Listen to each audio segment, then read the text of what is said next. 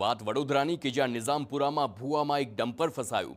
રસ્તા પર અચાનક જ ભૂવો પડતા તેમાં ડમ્પર ફસાઈ ગયું. કપચી ભરેલ ડમ્પરના ટાયર ભૂવામાં ખૂંપી ગયા. નિઝામપુરાની ઘટનાના સીસીટીવી હાલ વાયરલ થઈ રહ્યા છે. નિઝામપુરા હવેલી સામે જ ભૂવો પડ્યો.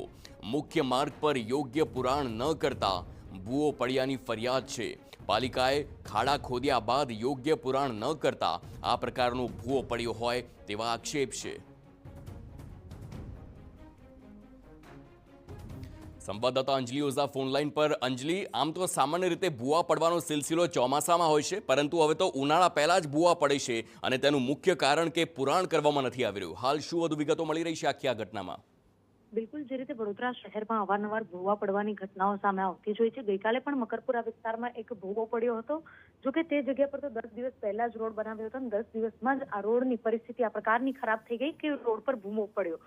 આજે સતત બીજા દિવસે નિઝામપુરા વિસ્તારમાં રોડ બેસી જતા અચાનક ત્યાંથી પસાર થતું ડમ્પર તેમાં ખૂંપી ગયું હોવાની ઘટના સામે આવી છે. સદનસીબે કોઈ પણ પ્રકારના વાહન આ ડમ્પરની બાજુમાંથી પસાર થતા નહોતા, જેના કારણે મોટો ભયાનક અકસ્માત થતા અટકી ગયો. જેમાં સીસીટીવી ફૂટેજ સામે આવે છે. સીસીટીવીમાં જે રીતે સ્પષ્ટપણે દેખાઈ રહ્યું છે કે જે રીતે ડમ્પર આવી રહ્યું છે, રસ્તો એક તરફથી બેસી જાય છે, તેની અંદર જે ડમ્પર છે તે ખૂંપી ગયું છે.